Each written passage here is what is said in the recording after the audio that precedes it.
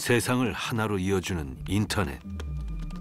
그 가상 세계에 적색 경보가 켜졌습니다. 은행 정보 이런 것들이 다른 또 정보 탈취 공격에 쓰고 국가가 사이버 범죄 집단 같은 행위를 해요. 그것이 미치는 영향은 사회의 혼란. 온라인을 도구로 현실 세계를 공격하는 사이버 테러. 사이버 공격 앤드 이제 키네틱 공격이 같이 물리적인 공격이 같이 이루어지는 것이죠. 30여 년 전부터 전담 부대를 만들고 사이버 전력을 키워온 북한. 이들은 이미 세계가 지목한 사이버 테러 집단입니다. 지능적으로 지속적으로 공격하는 거예요. 전부 다 스탑시켜요. 또 하나의 보이지 않는 전쟁터, 제5의 전선, 바로 사이버입니다.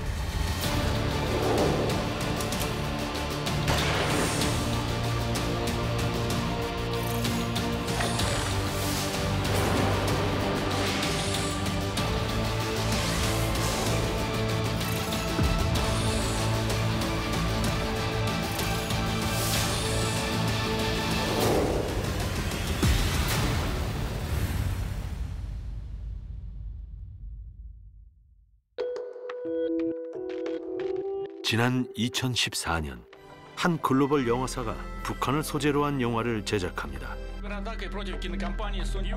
개봉을 앞두고 세계가 주목했죠. 더 인터뷰라는 영화였는데 이 영화는 미국 방송인이 북한에 잠입해 북한 최고 권력자 김정은을 암살한다는 내용의 코미디 영화였습니다. 북한이 백악관에 항의 편지까지 보냈지만 개봉을 막을 수는 없었습니다. 그러자 개봉을 앞두고 영화사에 협박성 메일이 도착했습니다. 피해를 보상하지 않으면 영화사를 폭격할 것이라며 빠른 시일 내에 금전적 보상을 하라는 내용이었습니다. 요구에 응하지 않자 보복이 시작되었습니다. 브래드 피트 주연의 영화 퓨리를 비롯해 소니의 최신 영화 5편을 해킹해 인터넷에 불법 유포한 것입니다.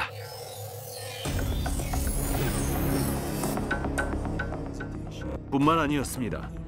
영화사의 컴퓨터 시스템을 해킹해 유명 인사 등 4만 7천여 명의 개인정보를 유출하고 부적절한 대화가 담긴 이메일까지 공개해 영화사의 공동회장이 물러나는 사태까지 벌어졌습니다. 상영하는 극장을 테러하겠다는 협박도 계속되었습니다. 결국 대다수 극장들이 상영을 취소했고 영화사는 영화 더 인터뷰의 공개 방법을 소규모 극장 상영과 OTT 개봉으로 선회했습니다. 영화 더 인터뷰에 대한 사이버 공격을 벌인 해커 조직은 GOP, 스스로 평화의 수호자라고 부르는 북한의 해커 조직이었습니다. 북한은요, 새로운 기술이 등장하자마자 이것을 주목해서 보고 기회로 포착을 한 굉장히 어떻게 보면 영리한 국가이기도 합니다. 2000년대 이제 초반에 인터넷이 대중화되지 않았습니까? 그런데 북한은 이미 사실은 1990년대 후반부터 이 인터넷에 주목을 하기 시작했고요. 2000년대 초반이 되면 이미 이제 이것을 무기화하겠다라는 생각을 하기 시작했고, 이게 본격화된 것은 이제 사이버 공격을 국가 조직이 직접적으로 수행하는 요 단계로 들어가기 시작한 게 김정은이 이제 후계자로 지목이 된 이후에 2008년경부터 해킹 사건이 본격적으로 등장을 합니다. 그래서 2009년이 되면 미국을 공격하는 것도 굉장히 이제 큰 이슈가 됐었잖아요. 북한은 2009년 미국 독립기념일 정오에 백악관을 비롯한 미국 정부 전산망을 노린 디도스 공격을 기습적으로 감행했습니다. 사흘 후부터는 대한민국을 공격하기 시작했습니다. 3일간 3차례에 걸친 공격으로 정부와 민간기관의 여러 웹사이트가 접속 장애를 일으켰고 시민들은 큰 혼란을 겪었습니다. 이전과는 다른 규모, 다른 방식의 공격이었습니다. 제가 알기로 21개 웹사이트가 다 마비가 됐어요.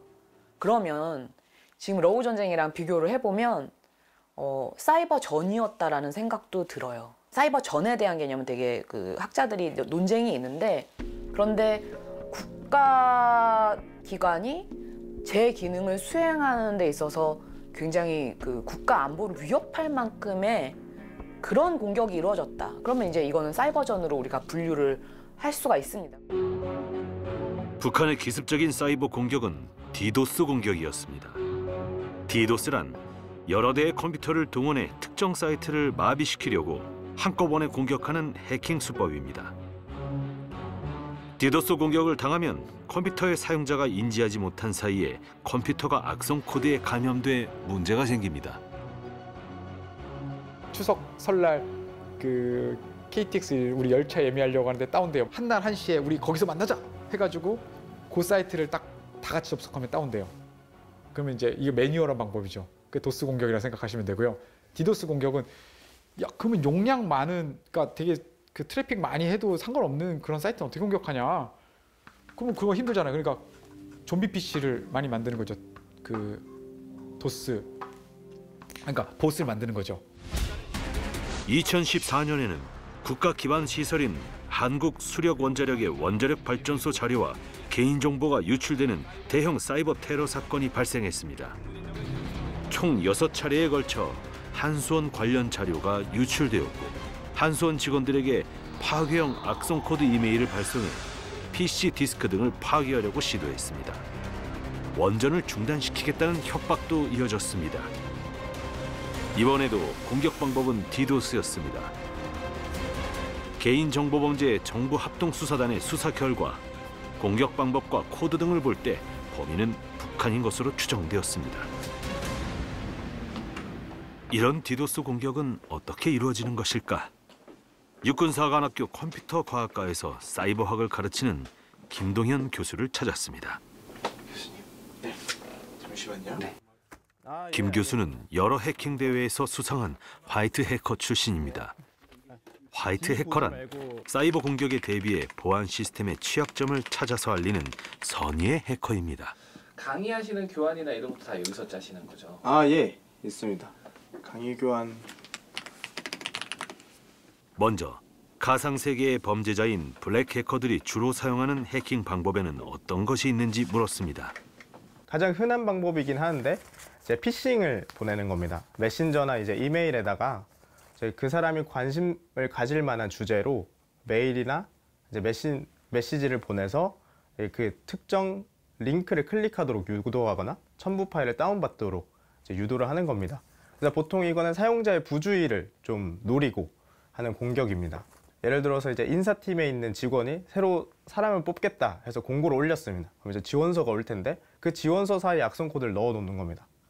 그러면 이제 그 회사에 이제 들어가고 악성 코드가 침투를 하고 또 그 침투한 악성 코드는 내부를 탐색하면서 점점 더 이제 퍼져나가는 형식으로 공격을 합니다. 시나리오를 하나 만들어 놓은 게 있는데 이제 인사팀 직원입니다. 그래서 이제 지원서를 받고 있는 사람인데 누군가가 이제 지원서를 위장한 악성 코드를 지금 메일로 보낸 겁니다. 그러고 나서 이제 이 문서 파일을 이제 담당자가 열어보게 되면 이제 악성 코드에 감염이 될 건데 화면으로 그냥 하겠습니다. 인사팀 직원이 지원서를 메일로 받은 상황을 가정한 시연입니다. 일반적으로 메일을 받은 직원은 지원서를 컴퓨터에 저장하게 됩니다. 그런 다음 저장한 지원서를 컴퓨터에서 열어서 확인하게 되는데요. 파일명에 피싱이라는 것을 알 수 있는 힌트가 있지만 보통은 간과하고 클릭하기 쉽습니다. 이름 열을 확대해서 확인을 해보면 뒤쪽에 .exe라고 적혀 있는데 공격자는 이 .pdf 뒤에다가 스페이스바를 엄청나게 많이 입력을 해서 이 .exe는 담당자 눈에 안 보이도록 가려놓은 거죠. 이것을 모른 채 문서를 클릭하면 문서가 열리지 않습니다. 이미 악성 코드에 감염된 것입니다. 악성 코드에 감염된 컴퓨터는 문서를 열면 이상한 화면이 뜨고 어떤 키도 실행되지 않는 먹통이 됩니다. 해킹이 무서운 것은 단순히 하나의 컴퓨터만 멈추는 데서 끝나지 않기 때문입니다. 네, 1차적으로는 그냥 우리가 불편함을 느끼는 거를 기준으로 시작하고 그게 이제 사회적으로 되게 중요한 시스템이 안 되면서 사회가 혼란이 가중되는 거. 그다음에 정말 더 위험한 거는 그게 인명피해도 일으킬 수 있는 형태로 넘어갈 수 있다는 건데요. 그 지하철, 전철 이런 체계에 대한 공격이 있어서 그게 정상적으로 작동하지 않아서 전철과 전철 간의 충돌이 일어나거나 그러면 사실 사람이 다치는 그런 형태로도 넘어갈 수 있고 또는 이제 원자력 발전소에 대한 공격이 일어나서 그게 잘못된 작동을 해서 그게 폭발한다 그러면은 그 주변에 이제 방사능 오염까지 돼서 사람들이 큰 피해를 받을 수 있는 거 이런 부분들을 생각해 볼 수 있습니다. 수사 결과 한수원을 해킹한 해커들은 중국 선양 IP를 거쳐 국내에 접속했고 킴수키 계열의 악성 코드를 사용했습니다. 킴수키는 북한의 정찰총국 소속으로 알려진 해킹 그룹입니다.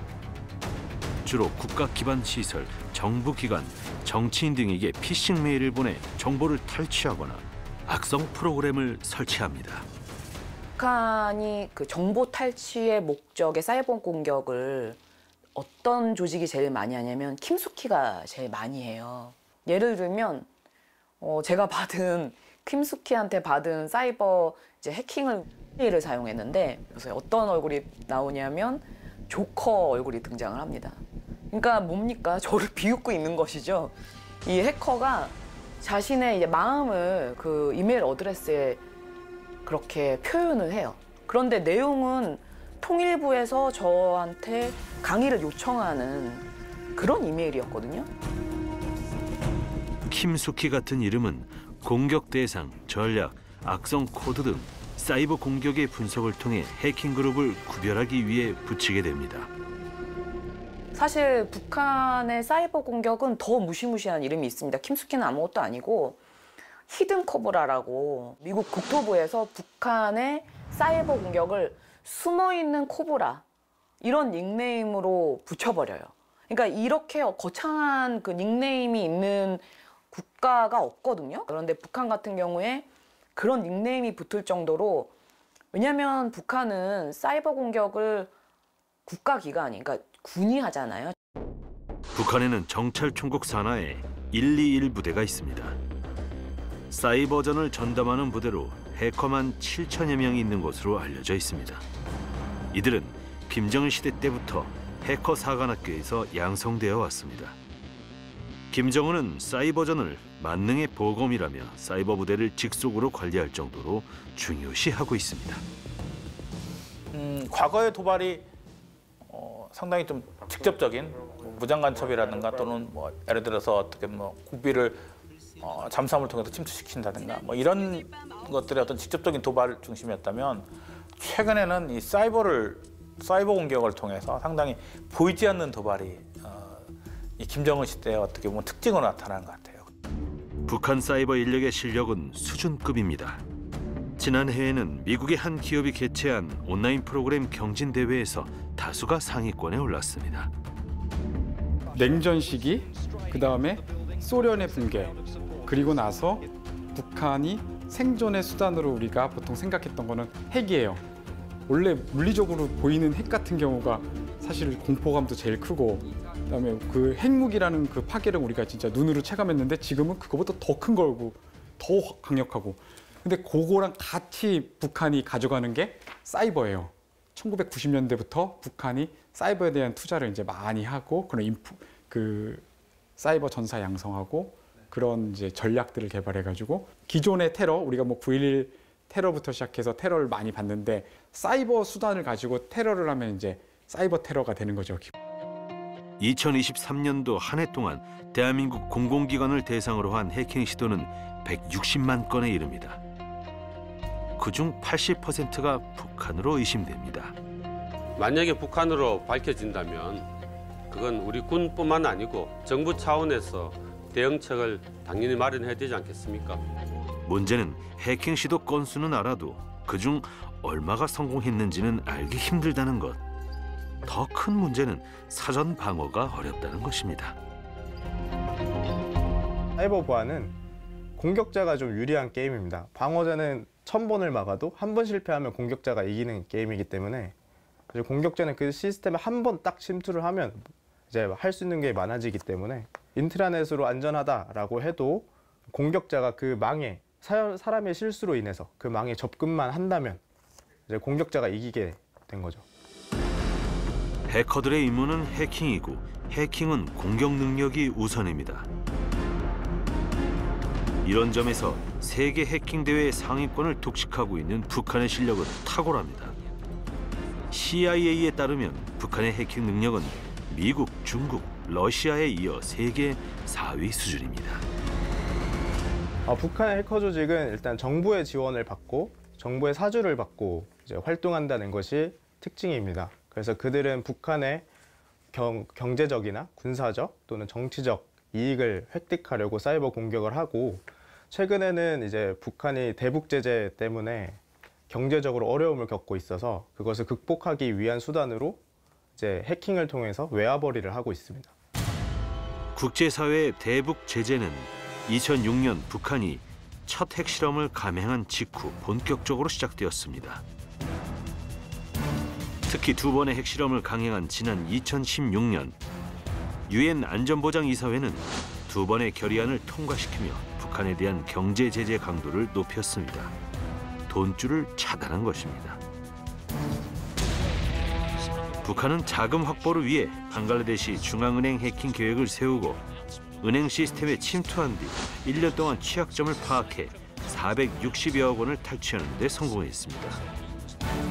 범인으로 지목된 것은 프로그래머 박진혁이었습니다. 박진혁은 김숙희와 더불어 북한의 악명 높은 해킹 조직인 라자루스의 일원입니다.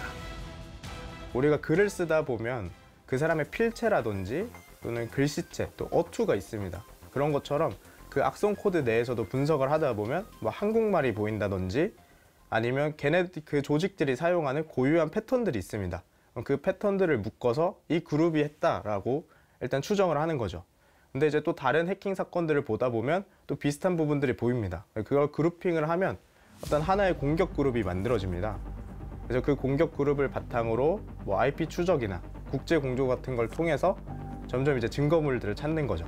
그렇게 하면 이제 어느 국가가 했다라는 걸 딱 배후를 지목할 수가 있습니다.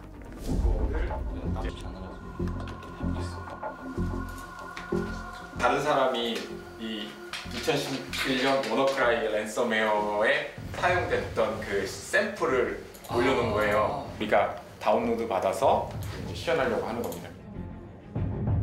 북한의 라자루스가 주로 쓰는 해킹 방법은 랜섬웨어입니다.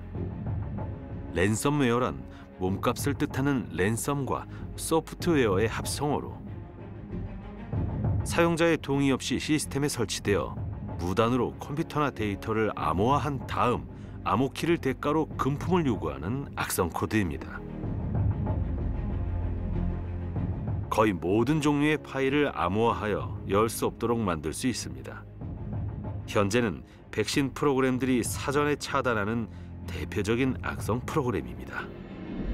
애초에 OS 자체 깔릴 때 그렇게 해버린 거예요. 그게 뭐 특별히 바이러스, 그러니까 우리가 보안 프로그램들 있잖아요. 우리가 시중에 많이 나와 있는 거. 그거 안에도 기본적으로 지금 이제 이거는 다운 못 받게 되어 있어요. 화이트 해커인 박나준 학생에게 랜섬웨어 시연을 부탁했습니다. 이게 알파벳 전체를 보통 써놓은 거고 랜섬웨어에 감염시킨 컴퓨터를 켜고 실행하자 파일들이 암호화되어 열리지 않습니다.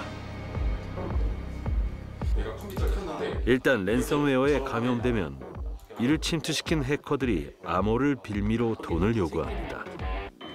북한은 이런 랜섬웨어를 이용해 전 세계를 대상으로 한 사이버 테러를 감행하기도 했습니다. 2017년에 있었던 워너크라이 랜섬웨어 사태가 그것입니다. 암호화됐다라고 얘기하는 거고 워너크라이 이제 딱 그건데 예스 누르면은 돈 달라고 하는 그런 설명이 나오면 이제 그게 이제 떠요. 이제 그래서 이제 이렇게 뜨게 돼요. 그럼 이제 시간이 가는 거죠. 네. 그래서 지금 이제 3일, 7일 이게 뭐냐면은 여기에 이제 쭉 써 있는 건데 네가 이제 이걸 다시 복구하고 싶으면은 3일 내에 돈을 지불해라. 그리고 3일 내에 말고 7일 내에 하면은 이거 더블되고 그다음에 7일 이후에는 아예 이제 복구할 수 없다. 이들은 각국의 언어로 파일 몸값을 요구했습니다. 액수는 $300치 비트코인이었습니다. 전형적인 북한의 해킹 수법이었고 그 배후로 북한 해커 그룹 라자루스가 지목되었습니다. 마지막에 그러면 돈 어떻게 지불하니? 비트코인으로 지불해라. 비트코인으로 지불해라.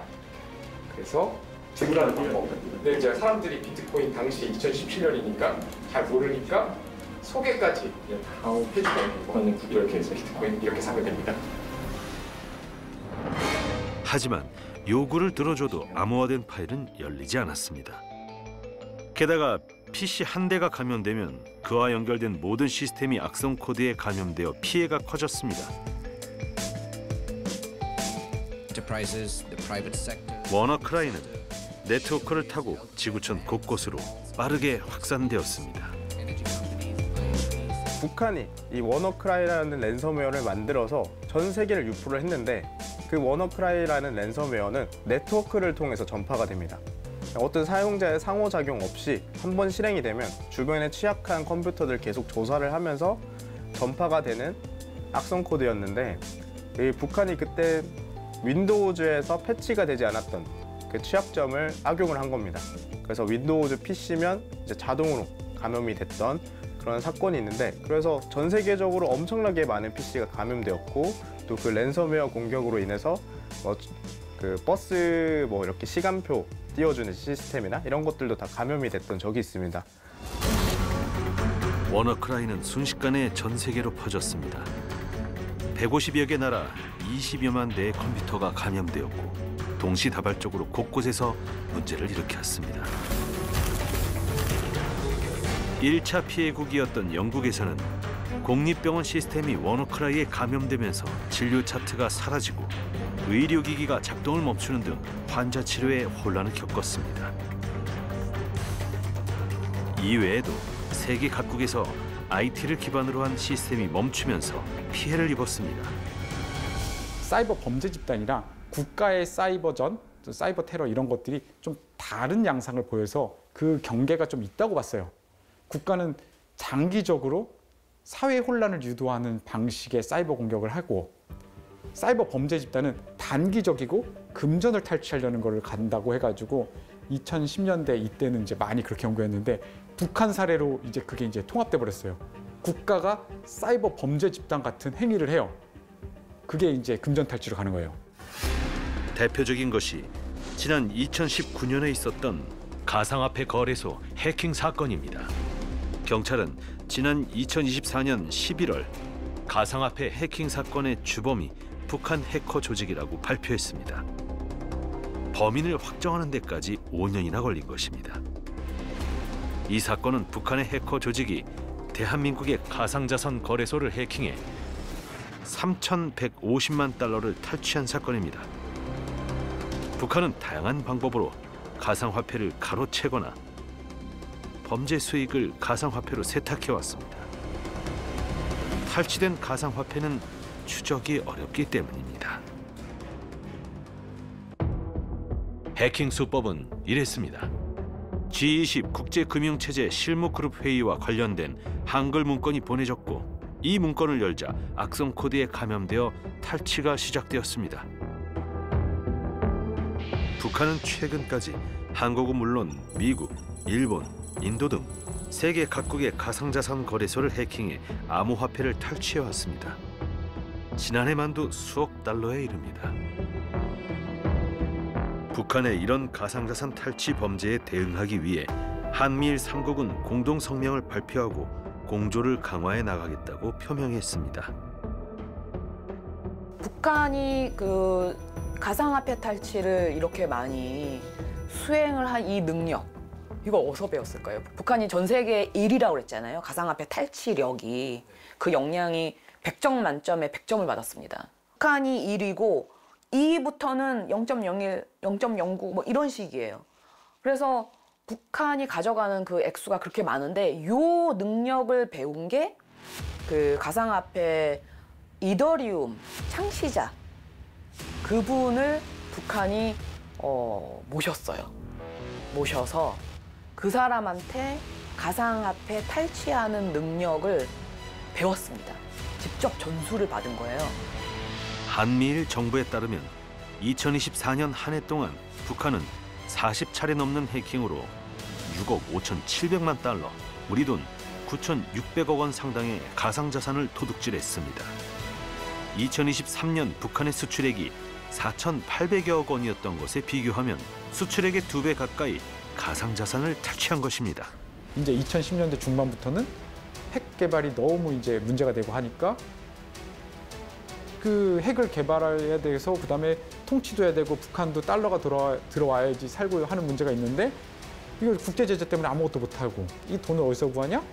암호화폐 탈취를 통해서 구해보겠다.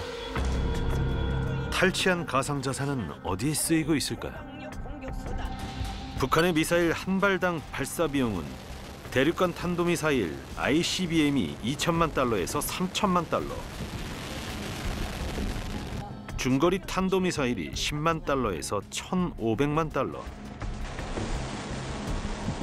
단거리 미사일이 수백만 달러에서 1,000만 달러 사이인 것으로 추산됩니다. 북한이 2022년에 발사한 미사일은 총 33발. 이것을 계산하면 약 6억 5천만 달러가 들었을 것으로 추정됩니다. 1년 동안 탈취한 가상자산 6억 5천만 액수와 맞먹습니다. 김정은이 탈취한 가상자산을 고스란히 미사일 발사에 쓰고 있는 셈입니다. 북한의 도발을 막기 위해 결의한 유엔의 대북 경제 제재가 무색해지는 지점입니다. 평시 휴전 상태인 이 상태에서 이제 사이버 공격이라는 게 지금 있고 북한의 위협 자체도 그렇게 있고 근데 이게 이제 전시로 넘어갔을 때는 어떠한 식의 사이버 공격과 위협이 있는가라는 측면을 봤을 때 어떻게 보면 겪어보지 않은 상태이기 때문에 전시를 감안했을 때 좀 다양한 위협 그런 시나리오들을 검토하고 그거에 대한 대응 준비가 필요한 거죠. 전쟁을 한다면은 실제로 그 전시에는 전쟁 중에 하나의 큰 수단으로 사이버전이 들어갈 거고요. 인류 전쟁사에서 첫 번째 네트워크전으로 꼽히는 것은 걸프 전쟁입니다. 걸프전은 이라크의 쿠웨이트 침공에 반대하는 국제사회가 다국적 연합군을 투입하면서 벌어졌습니다. 본격적인 전투가 시작되기 전 다국적군은 어디를 사전에 타격하는 것이 효과적인가를 살펴본 뒤 통신 시스템을 끊는 것이 전략적 차원에서 가장 좋다고 판단했습니다. 이에 따라 이라크의 네트워크 통신 기반이었던 광 케이블을 끊은 뒤 본격적인 전투를 시작했습니다. 그 당시에는 물리적 타격을 해가지고 그다음에 그런 식으로 끊어버리는 거예요. 우리가 생각하는 그 사이버 공간에서의 전투는 아닌데 사이버와 관련된 기반 시설을 공격했다. 그래서 이제 그걸 사이버전의 시작으로 보는 분들이 있어요. 본격적인 사이버전의 시작은 1999년 코소보 전쟁 때였습니다. 코소보 전쟁은 유고슬라비아 연방공화국의 코소보와 알바니아에서 알바니아인과 세르비아인 간의 갈등으로 촉발되었습니다.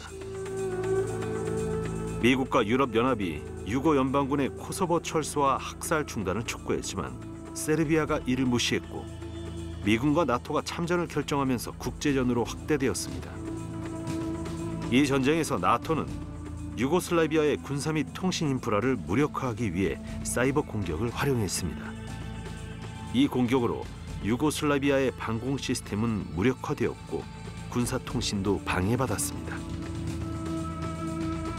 코소보 전쟁에서는 사이버전을 전통적인 군사작전과 함께 사용해 적의 대응 능력을 약화시키고 전쟁의 결과에 영향을 미쳤습니다. 때문에 코소보 전쟁은 사이버전이 현대 전쟁에서 중요한 요소로 자리 잡는 계기가 되었습니다. 해커가 등장하고 사이버 공간상에서 어떤 행위들이 오가는 거, 그거는 코소보 전쟁이 이제 초창기다. 그래서 이제 코소보 전쟁에서는 네트워크망에 대한 이제 해킹 시도라든지 그리고 그 스팸 이메일을 많이 보내요. 그래서 거기서 단순한 해킹부터 시작해서 지금 얘기하는 그 여론전도 그 안에서 사이버 공간상에서 이루어져요. 쟤네가 나쁜 거야. 요거를 다른 나라 사람들한테도 요구하는 거예요. 그래서 우리를 지원해라. 이 미국 사람들이 이걸 하도 받아요. 예, 유고 스팸이란 말도 그때 그렇게 만들어지고. 그래서 사이버전의 시작은 이제 그때로 올라가는 거죠, 이제. 그 이후 사이버전에 동원되는 기술은 빠르게 진화했습니다. 2010년에는 멀웨어가 이란 핵시설을 공격하는 사건이 발생했습니다. 이 사이버 공격으로 이란의 14개 핵시설에 있는 2만 개 이상의 장치가 감염되었고 원심 분리기 1000여 기가 망가졌으며 이란의 핵 프로그램도 연기되었습니다. 이것은 역사상 최초로 적대 국가의 특정 장치를 무력화할 목적으로 만들어진 악성 코드 무기였습니다. 이 멀웨어의 이름은 스톡스넷, 스스로를 복제하는 컴퓨터 웜의 일종입니다.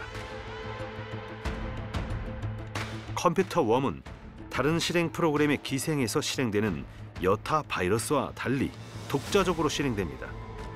네트워크를 사용해 자신의 복사본을 전송하고 네트워크를 손상시키죠. 문제는 이 악성 코드가 외부로 유출되면서 인도네시아, 인도, 아제르바이잔 등 여러 국가로 감염이 확산된 것입니다. 이란의 핵시설을 스톡스넷으로 공격한 것은 이스라엘과 미국으로 밝혀졌고 이 사건은 사이버 공격의 위력과 위험을 확인시켜준 사례로 각인되었습니다.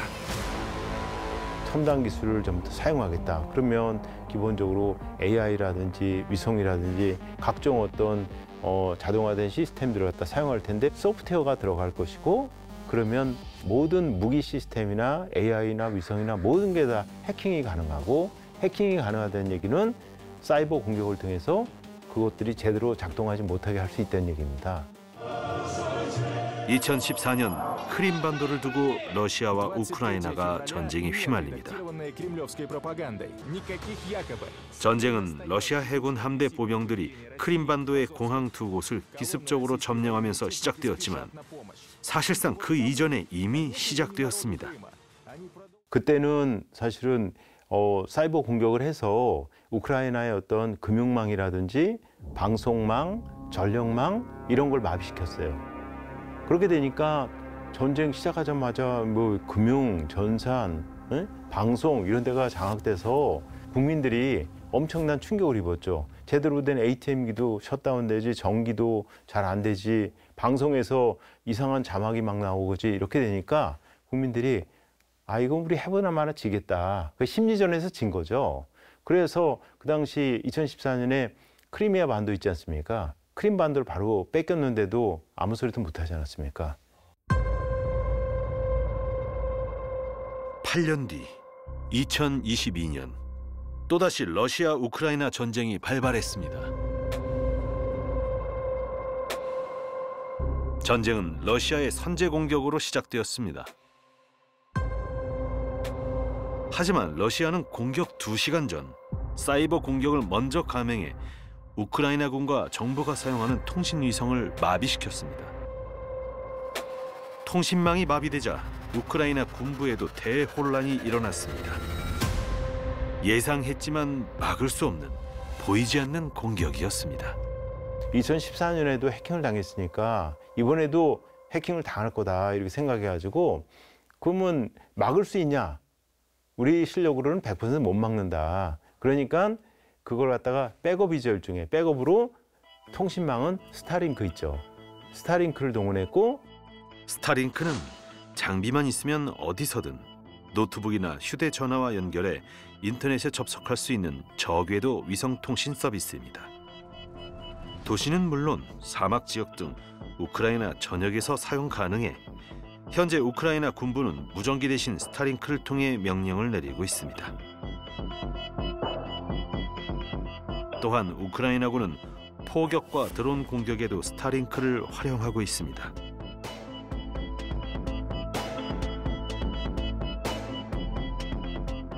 전방에 지금 러시아군이 나타났습니다. 그러면 사진 즉시 찍어가지고 그 사진을 갖다가 바로 그 노트북하고 터미널 이용해서 스타링크로 올리고 그러면 그것이 바로 합참으로 내려가고 그 합참에서는 그거 보고 주변에다가 야 어디에 러시아군 탱크가 나타났으니까 미사일 때려. 그럼 미사일이 날아가가지고 아니면 드론이 날아가가지고 그들을 공격하고 하는 거죠. 러우 전쟁에서는 사이버를 이용한 심리전도 치열하게 전개되고 있습니다. 가짜 기사를 만들어 SNS 등을 통해 거짓 정보를 확산시킴으로써 적을 동요시키는가 하면 딥페이크 영상을 유포시켜 적을 조롱하기도 합니다. 전통적인 심리전 도구는 전단입니다. 2차 세계대전 때 일반인 대피와 적의 동요를 위해 등장했는데 이제는 사이버로까지 확장된 것입니다. 인지전이라고 하는 게 상대방이 새로운 거에 대해서 긍정적인 생각을 하게 하는 것보다 부정적인 거에 생각을 하는 게 쉽대요. 그러니까 기본적으로 상대국에 대해서 부정적인 메시지를 줘서 이렇게 뭐 여론에 영향을 미칠 수가 있겠죠. 만약에 좋은 노하우를 러시아로부터 배운다면 북한이 그런 전략을 펼 가능성도 있을 것 같습니다. 2023년 10월 이스라엘과 하마스의 전면전이 시작되었습니다. 가자 지구를 점령하려는 이스라엘군에게 가장 큰 난제는 땅굴이었습니다. 이스라엘은 지난 2014년 하마스와의 전투를 벌일 때도 땅굴 때문에 고전했습니다. 한 달 동안 500여 개로 추정되는 가자 지구의 땅굴 중 겨우 40개를 발견하는 데 그친 것입니다. 이스라엘은 이번 전쟁에서 가자 지구 땅굴 토벌을 위해 AI를 동원했습니다. 머신 러닝 AI를 만들어서 가자지구 땅굴에 대해 수집한 정보로 훈련을 시킨 것입니다. 이 머신 러닝 AI가 일주일 만에 땅굴 150개를 발견했고 가자지구 땅굴은 초토화되었습니다. 사이버전이 AI와 결합하면서 진화한 것입니다. 사이버 공격을 AI를 통해서 하게 될 경우에 만약에 공격을 받는 대상이 AI의 방어 시스템을 갖고 있지 않잖아요? 그러면 100% 무너집니다. 이 얘기는 뭐냐면 AI 그 방어 시스템이 있는 기간만이 AI의 공격을 막아낼 수가 있다는 거예요. 그래서 지금 사이버 생태계가 굉장히 위협적으로 가고 있고 이런 데에는 AI 기술, 이런 신기술이 이제 사이버 공격 기술에 접목되는 그 부분 이런 것들이 같이 이제 영향을 끼치고 있습니다. 한반도도 예외는 아닙니다. 북한 해커들이 지난 2004년 한미 연합훈련 기간 중에 한국군 무선통신망 80개 중 33개를 공격했고 국방연구원과 공군대학 등 10개 국가기관도 해킹했습니다.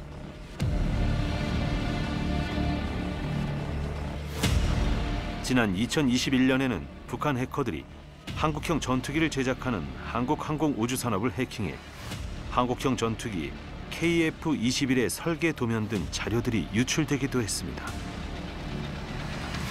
2022년 10월부터 2023년 9월까지 북한의 해커 조직들이 1년에 걸쳐 대한민국 방산업체를 해킹해 기술 자료를 탈취한 사건도 있었습니다.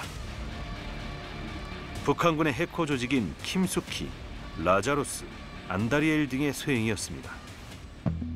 이들은 대한민국 방산업체 83곳의 사이버 공격을 시도했고 이 중 10여 곳이 해킹당한 것으로 밝혀졌습니다. 상대적으로 보안에 취약한 외주업체나 협력업체 직원의 계정을 해킹하는 등 우회 침투도 확인되었습니다. 북한의 이런 사이버전 전력에 미국도 예의주시하고 있습니다.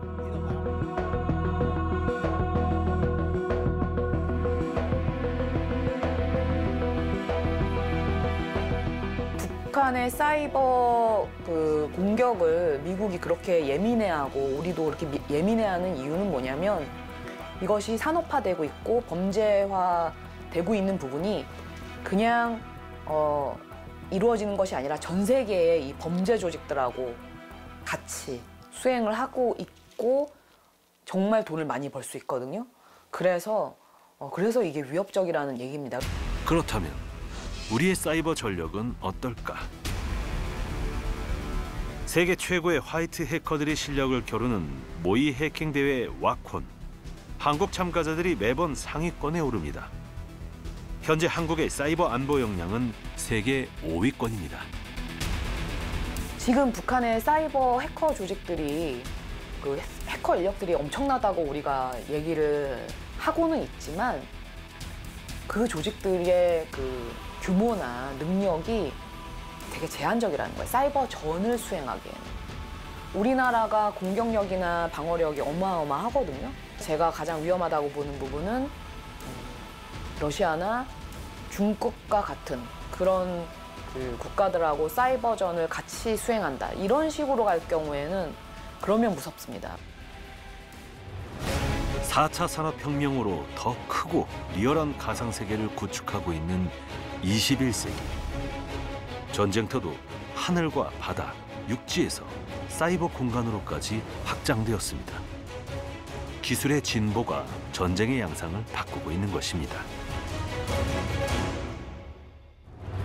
사이버 무기는 엄청난 비용과 긴 시간을 들이지 않아도 세계와 적진을 흔들 수 있는 강력한 무기로 떠올랐습니다.